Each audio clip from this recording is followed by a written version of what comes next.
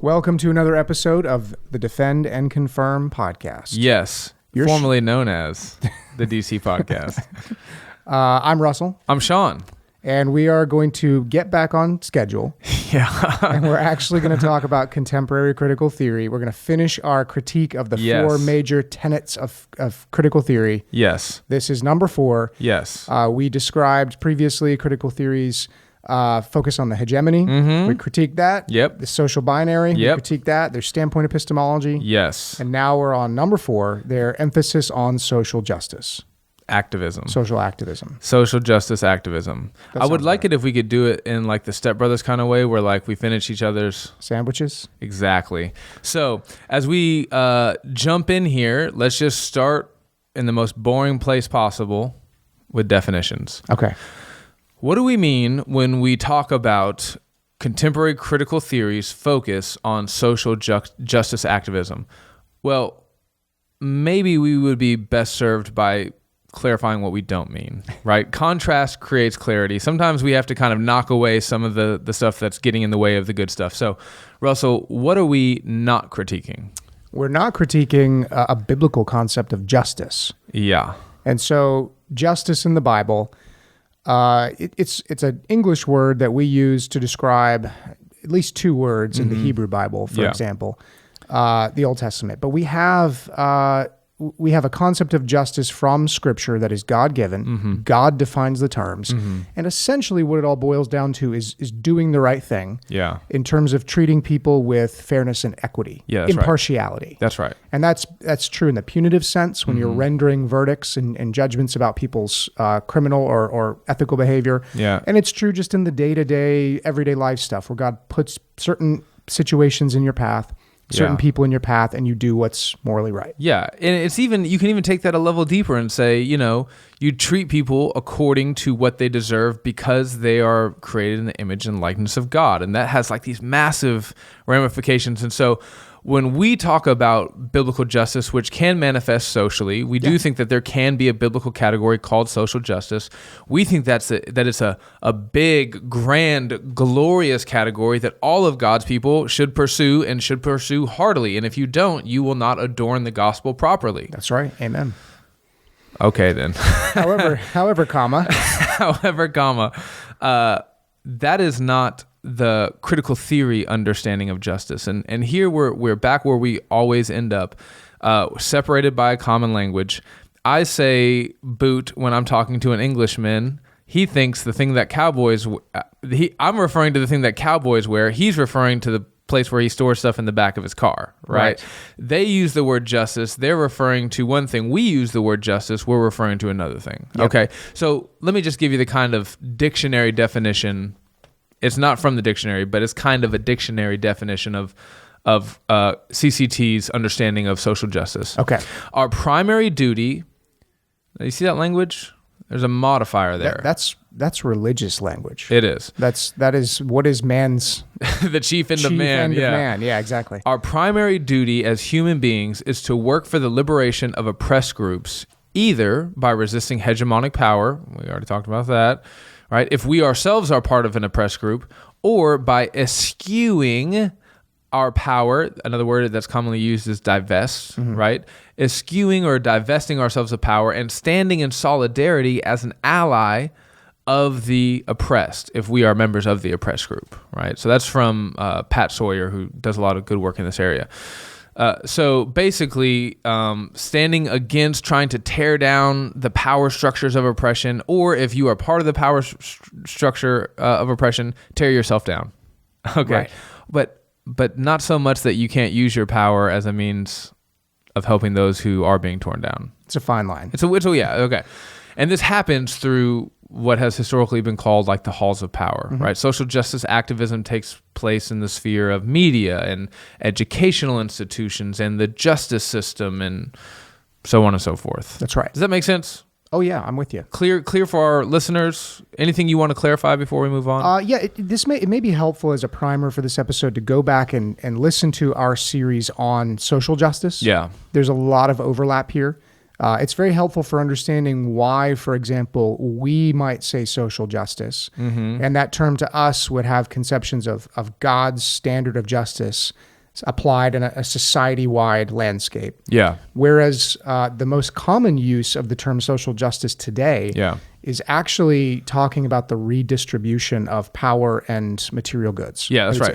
It's through and through it is a Marxist concept. Yeah, that's right. And a lot of that has to do with the way that the English Christian socialists took a very uncommon phrase and used it in the advancing of their Marxist agenda. That's right. So, for example, if you read some really solid guy from 150 years ago and he uses the word social justice, you'd be like, oh man, my guy, he supports social justice. And you're like, yeah, he just didn't mean what you mean when he says that. That's right. Okay.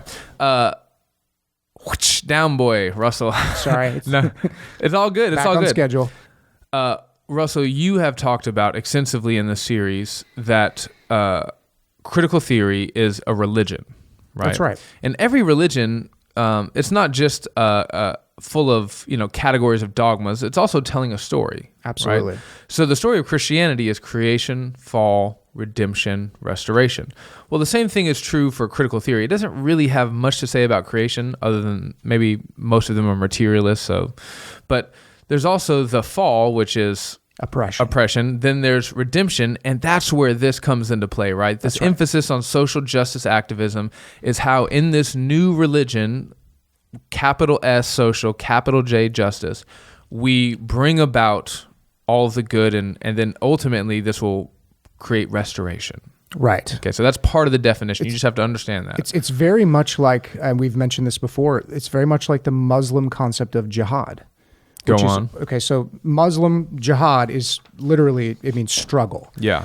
And we hear that term and we immediately think of guys in suicide vests blowing up their neighbors. But the word is much broader than that. And it is the Muslim concept of trying to actively work in all of the spheres of life. That's right. To conform society to Allah's law. And it's not just a... Wait, did you say Allah's law? Allah's law. Oh, Allah. Allah. His law. His law. Gotcha. And it's not the way Christians would try and see society conformed to God's law. It's actually the means by which they are saved. Yeah. So they are working for their salvation. Yeah.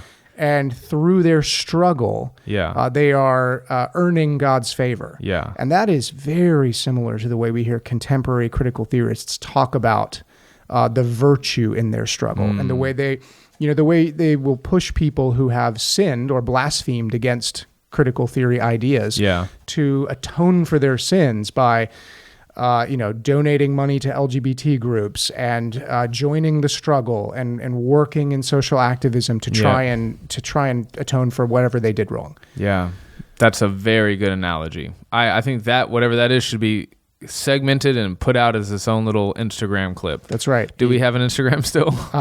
If I can find the password to it. Alrighty then. So now let's move on to the really exciting stuff, the stuff that's going to get people jumping up and down in their seats. The history of this. How did we get here? How did social justice activism become as prominent as it is? Okay. So I'm going to try to simplify this as much as possible. First, I have to say that a lot of what is called contemporary critical theory, there's like a bunch of different things that fall under that. Colonial theory, queer theory, critical race theory. One of the critiques that we've heard and that is often leveled against people who are talking about critical theory in the way that we do critically is that they'll say that contemporary critical theory, with things like critical race theory, it actually doesn't come from the stream of neo-Marxism and the Frankfurt School. It actually comes from a different stream.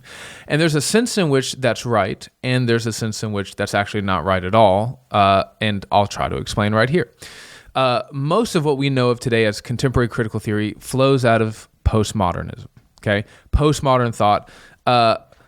Russell, tell us what postmodernism is. It's whatever you want it to be. That's exactly right, dude. That's the thing. Postmodernists know that they themselves traffic in obscurity. That's right. It's academic nihilism. That's right. So there are two main characteristics, okay?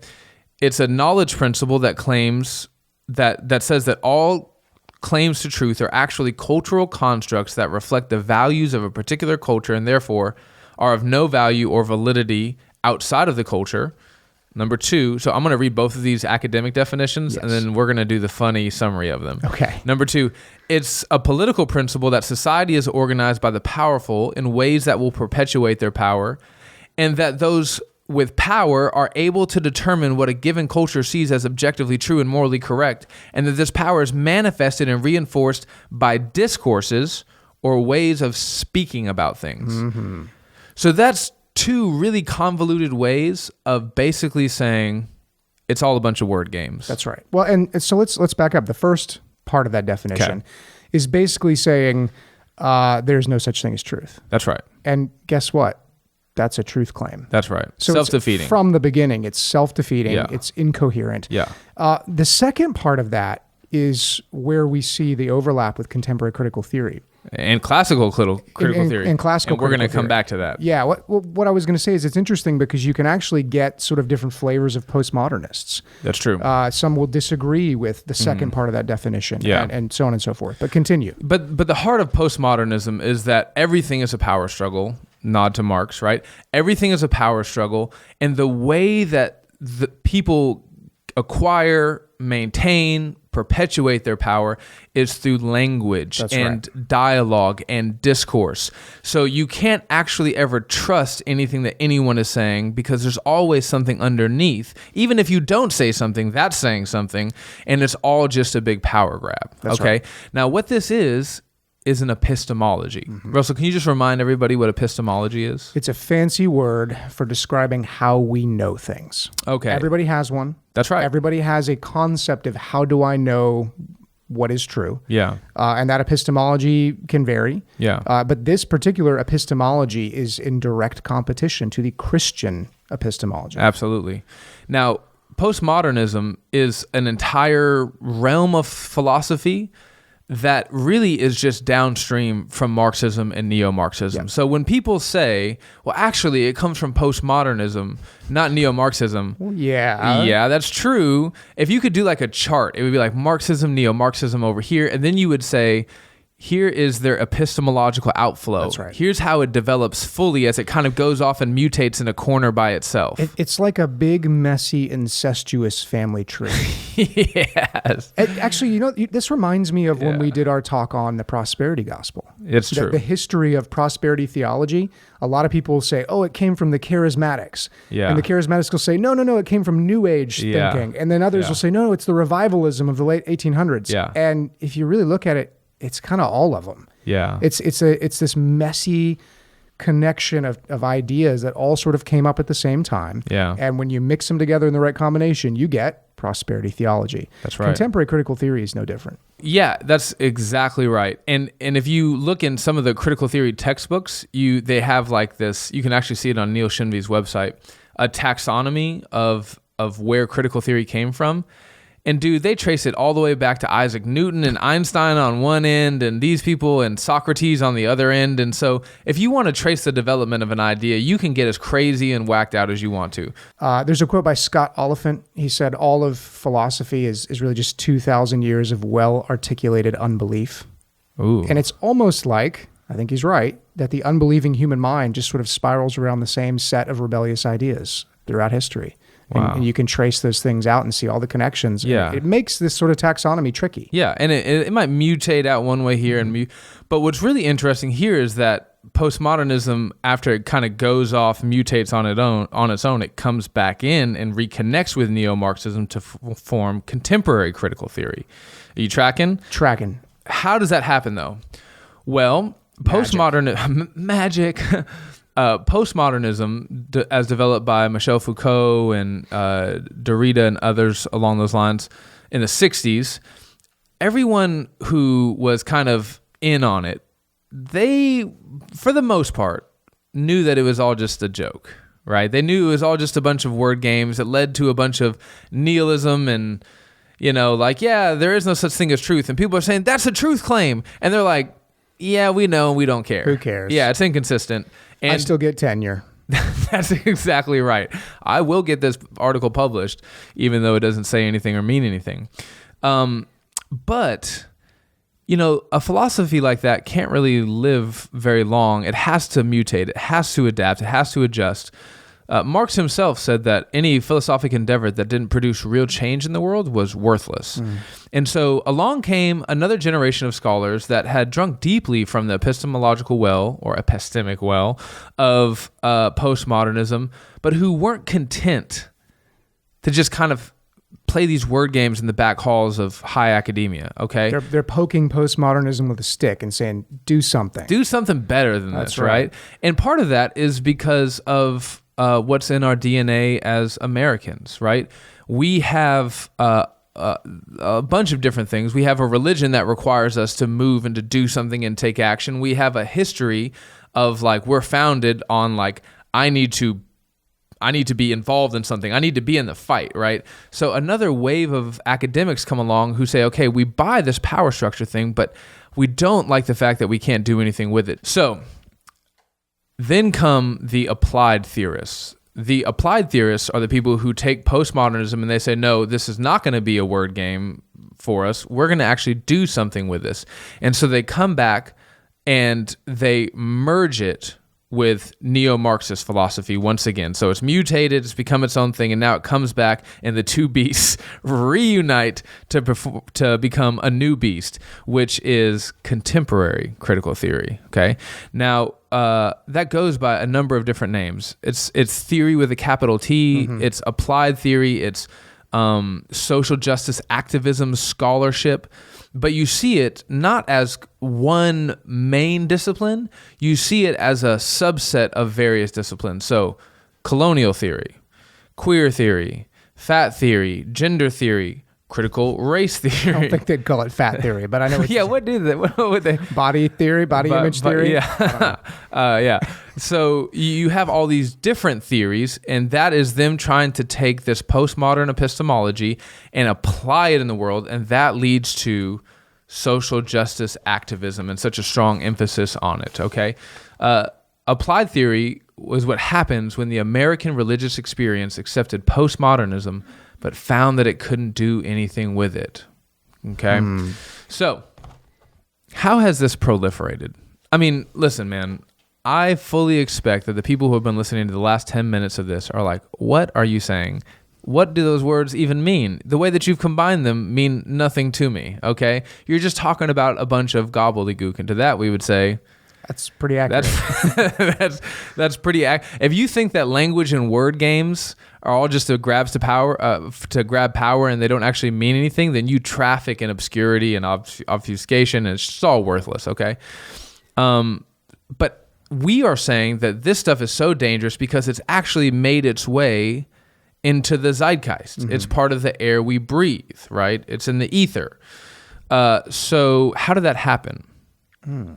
Well, here is my illustration for that. And I know that you're going to love this, Russell, because it comes from the movie, your favorite movie, The Devil Wears Prada. All right, continue. Okay. Meryl Streep, come on, man. This better pay off. It's going to pay off. So basically, in this movie, the question is they're talking about this high fashion where these anorexic models are walking up and down the runway in these ridiculous outfits. You've seen the pictures, right? Yep. You can open up fashion magazines and you see something and this is the new wave, and you look and this lady's got like baby doll heads all over a dress, and you're like, that's not. I don't see it. I don't see it, right? But Meryl Streep in this movie, she makes the argument that all fashion begins with high fashion. And it's only once something has been established and approved of in high fashion that it slowly begins to trickle its way down through the various levels in the hierarchy of the fashion world, which I don't know anything about, right? But it's almost like dirty water filtering its way down through the sand filter to become clean water. So these crazy, ridiculous, outlandish, peacockish styles eventually make their way down to Gap and Old Navy and Target. And that's the way it works. And the same thing is true with crazy, wacky ideas in the back halls of academia, right? It starts off as something where you're like, what are you talking about? This is ridiculous. This is crazy. But articles keep getting published. Students keep coming through the classroom hearing the same lecture. That's right. People get tenure. They can't be fired for their craziness. It's in all of the literature. Grants are given for people to continue to pursue this. Soon it's a consensus. This is just what everyone thinks. That's right. And it took about 4 decades for that to really happen with postmodernism. Mm-hmm. It took about 3 decades for that to really happen from like the inception of the contemporary critical theory to what it is now. So we would say that like when you hear any number of different catchwords or phrases, or you think certain ideas that you think, these are always ideas that have existed. Well, no, actually, they've only very recently come down to you, and they've trickled down to you from the madness of the back halls of academia. That's one of the interesting things about discussing contemporary critical theory is even that phrase. If we were to talk to someone who is steeped in this stuff, they wouldn't recognize that phrase because they've been taught that the stuff that they think, which is contemporary critical theory ideology, is just the way things are. They're almost blind to the assumptions that they've adopted because of the way that it's taught. Yeah. It's also really interesting that the postmodern influence on critical theory and that symbiotic relationship charges that it's the hegemony and it's the oppressors who use language and use truth claims to oppress and to manipulate and to obfuscate. Yeah. When that is so much of what we see from certain parts of the political spectrum today that are influenced by critical theory. Yeah. Just the very idea that you could call abortion women's health care. Yeah. I mean, that's just a word game. That is a word game. In order for you to keep power. It's obfuscation by redefinition. Yeah. And so it's almost makes you wonder, like, well, are they accusing us of that because they're deflecting from doing it themselves? Well, actually, I mean, that makes perfect sense. If you read Helen Pluckrose on this, who's not a Christian but has done a phenomenal job with scholarly work on these things, she says that the postmodernists, the first generation, they know that everything that they're saying is a bunch of nonsense. They don't care. They just want to get that power. You know what I'm saying? Yep. So they're happy to do all that. Okay, so now, last question, okay? We're going to end on a strong note. We're going to end on a really high note here. We'll see. Yeah. Why is a strong emphasis on social justice activism, as understood by CCT, so dangerous? Well, there's some things that we've already talked about. You know, it undermines the gospel, you know, and all these other things. So those are kind of implied. Maybe you would say, Sean, they shouldn't be implied. State them. Well, I have in several episodes. But for this particular episode and this particular critique, I just want to talk about 2 main concerns. Number 1, Christians just being poor stewards. You know, our life is a vapor. God gives us only so much time, so much talent, so much treasure, and he has put us on a mission, right? He's given us a call. He's given us this great commission. We know what we're supposed to do. And if Christians misunderstand what justice is, and if they misunderstand how justice relates to the gospel and how it relates to the Great Commission, then they are just going to waste an abundance, just so much time, so much talent, so much treasure on things that are not injustices at all. Okay, or just trying to figure out what is an injustice, right? And then my second concern leads out of that, which is, this is much worse, is that if you misunderstand these things and you think that it is your job to pursue this definition of justice in this way, you may actually, if you're wrong, end up creating more injustice. So you may, with all of the good intent in the world, be pursuing justice and creating more injustice in society, which I think, honestly, if you look at the fruit of, like, CRT, for example, I think you see CRT deepening the fissures of race relations in this country. I feel like we were, like, on a path, slowly, surely, not perfectly. A lot of things needed to change, but, like, things in the country were just over generations getting better and better and better. And statistically, that's true. Statistically, that's true. Relationally, that's true. Yep. I actually wrote an article where I tried to highlight several of these ways that race relationships are continuing to get better and better. And then I apparently had fallen for the myth of progress. That's right. Yeah.